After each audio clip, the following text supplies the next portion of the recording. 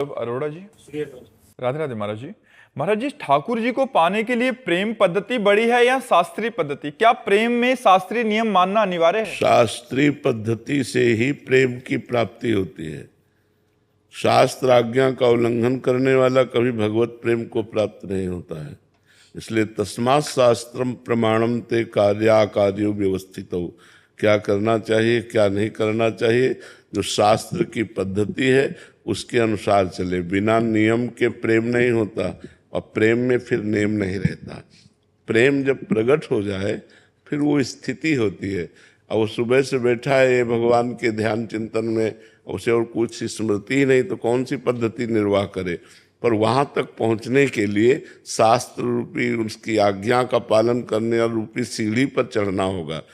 अगर हम मनमानी आचरण करेंगे तो प्रेम कोई खिलवाड़ है क्या कि भगवत प्रेम हो जाएगा? भगवत प्रेम अत्यंत दुर्लभ वस्तु है। तो समझ पा रहे ना आप, शास्त्र आज्ञा का पालन करके ही, नियम पूर्वक चलने पर ही भगवत कृपा से प्रेम प्रकट होता है। प्रेम से भगवान की प्राप्ति हो जाती है। हरिव्यापक सर्वत्र समाना, प्रेम ते प्रगट होए मैं जाना। प्रेम प्रकट हो गया फिर नियम सब उसी में लीन हो जाते हैं। पर जब तक प्रेम प्रकट ना हो तब तक शास्त्र आज्ञा का पालन करते हुए शास्त्र विधि का पालन करने वाला ही भगवत अनुरागी हो सकता है, मनमानी आचरण करने वाला नहीं। जी। वैदिक त्रिवेदी जी, श्री हरिवंश महाराज जी। महाराज जी, आचार्य और गुरुदेव से तो साधक का आध्यात्मिक संबंध है, फिर भी हम उनसे निस्वार्थ प्रेम नहीं कर पाते। उनसे भी संसार की तरह हमारा स्वार्थ है कि ये अरे हम कह रहे संसार की तरह ही प्रेम कर ले, जैसे माँ से प्रेम करते हैं, पिता से प्रेम करते हैं, ऐसे ही गुरु से प्रेम कर ले, आचार्य से प्रेम कर ले तो बेड़ा पार हो जाए। पर ऐसा कहाँ प्रेम होता है? ऐसा नहीं होता है। संसार का मोह जरूर सबसे हो जाएगा। गुरु से प्रेम किसको होता है? गुरु से प्रेम किसको होता है? कोई भाग्यशाली होता है जिसको गुरुदेव प्राण प्यारे लगते हैं। जैसे हम अपनी माँ के बिना रह नहीं सकते, बिना माँ के सोच भी नहीं सकते, छोटा बच्चा जैसे है, ऐसे ही छोटे बच्चे की तरह हम गुरुदेव से प्यार करें। हमारे परब्रह्म परमात्मा हैं, ये हमारे प्राणनाथ हैं, इनके बिना तो हम रह ही नहीं सकते। और आसक्ति पैदा हो जाए तो भगवान कपिल देव जी कहते हैं जो आसक्ति संसार में बंधन का कारण है वही आसक्ति जब संत महापुरुषों से हो जाती है तो मोक्ष का खुला हुआ द्वार बन जाती है। पर संतों से आसक्ति बहुत कठिन है, बहुत कठिन है। मतलब गुरुदेव से प्यार होना बहुत कठिन बात है, आचार्य से प्रेम होना बहुत कठिन बात है। अगर इनसे प्रेम हो गया तो दुर्लभ वस्तु फिर हाथ लग जाएगी। इनसे प्रेम होना कठिन बात है। गुरु प्रेमी होना बहुत कठिन बात, बहुत कठिन बात है। अपने गुरुदेव की आज्ञा पर जीवन बलिदान करने वाले ऐसे बहुत कम लोग हो। जो ऐसे लोग होते हैं भगवान उनके अधीन हो जाते हैं। गुरु प्रसन्न साहब अनुकूला, मिट्टी सकल कल्पित भय सूला। जिसके गुरुदेव प्रसन्न है तो इष्ट अनुकूल हो जाता है और सब माया का भ्रम नष्ट हो जाता है। जो जे गुरु चरण रेणु अनुरागी, ते लोकहु वेदहु बड़भागी। जो गुरु चरणों की रज का अभिषेक करते हैं, उनसे प्रेम करते हैं गुरु चरणों से, वो लोक और वेद में बड़भागी जन कहे गए हैं। जे गुरु चरण रेणु सिर धरहि, तेजन सकल विभव वश करहि। जो गुरुदेव की चरण रज को अपने माथे पे धारण करते हैं और लोक परलोक के सारे सुखों को प्राप्त कर लेते हैं। पर गुरु के प्रति महिमा जागृत हो जाए, मेरे गुरुदेव, मेरा तन मन प्राण सब गुरुदेव के लिए, हुक्म पर प्राण त्याग दूं, इसे प्रेम कहते हैं। तो ऐसा प्रेमी मिलना तो दक्षिणा दे के गुरु मंत्र ले लेना वो बात अलग होती, लेकिन प्राणों को रखकर गुरु का सेवन करना है कोई बिरला ही होता है। कोई बिरला होता है जो अब वो गुरु से प्रेम करे। गुरु से प्रेम हम क्या करें कि ऐसा प्रेम हमें हो? गुरु जी का दिया हुआ जो मंत्र और नाम है उसे जब करे तो वही प्रेम करवा देता है।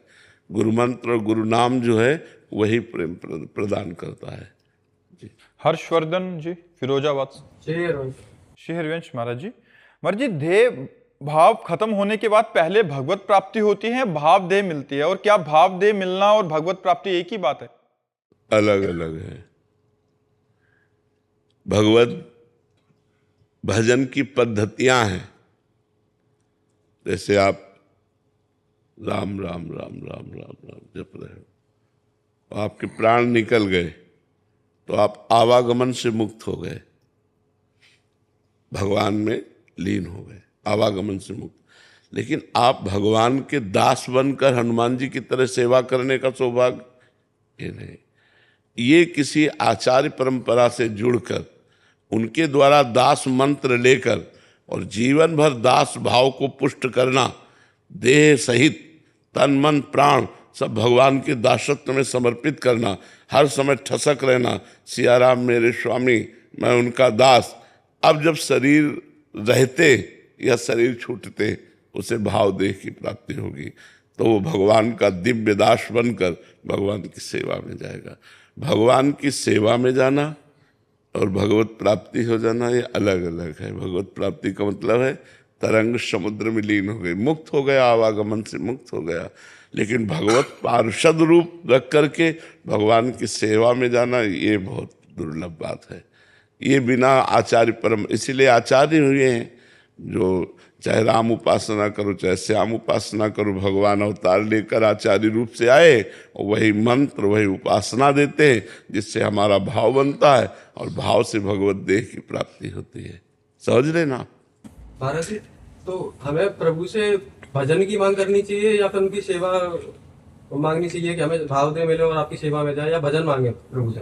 पहले तो भजन मांगना चाहिए कि हम आपका निरंतर सुमिरन करें, फिर आपका सुमिरन किस भाव से करें। हे नाथ आप स्वामी हो, मैं आपका दास हूँ, ये मेरे अंदर ठसक बनी रहे। फिर हे नाथ मुझे वो देह प्राप्त हो जो मैं आपकी सेवा में निरंतर रह सकूं। क्रम है, पहले तो भजन करो जिससे शरीर संसार से वैराग्य हो और अनर्थों की निवृत्ति हो, फिर भाव आए और भाव फिर देह राग का त्याग करके भाव देह में आसक्ति हो जाए, फिर वो भगवान के धाम में जाकर भगवान की दिव्य सेवा में लगता है। भगवान की सेवा में जो सुख है वो मोक्ष में भी सुख नहीं है, इसलिए पहले भजन की मांग करनी चाहिए। तुहीन जी उड़ीसा से। राधे राधे महाराज जी। महाराज जी आपके अंदर मुझे अपनी माँ के दर्शनों का भाव बनता है और आपके प्रति वात्सल्य रस का उद्दीपन होता है। महाराज जी क्या मेरा भाव ठीक है क्या? ठीक है, गुरु के प्रति ऐसा ही होता है। तुम्हें हो माता च पिता तुम्हें हो बंधुश्च सखा तुम्हें हो, तुम ही मेरे माँ हो, तुम ही मेरे पिता हो, तुम ही मेरे भाई हो, तुम ही मेरे मित्र हो। जब ऐसा भाव आना तो वो कोई दोष नहीं है, अच्छी बात है, अच्छी बात है। क्योंकि गुरु अपनी कृपा रूपी वात्सल्य से हमारा पोषण करता है, तो माँ तो है ही, हमारी माँ है जिसने मुझे जन्म दिया परमार्थ का। सांसारिक जन्म तो माँ ने दिया, लेकिन परमार्थ का जन्म तो गुरुदेव की कृपा से हुआ। तो अब ये जीवन गुरुदेव का है, परमार्थ जन्म होता, नई दीक्षा लेने का मतलब होता नया जन्म। अब मैं अपने गुरु का हो गया हूँ, गुरु ही मेरी माँ है, गुरु ही मेरे पिता है, तो इसमें कोई दोष वाली बात नहीं है, अच्छी बात।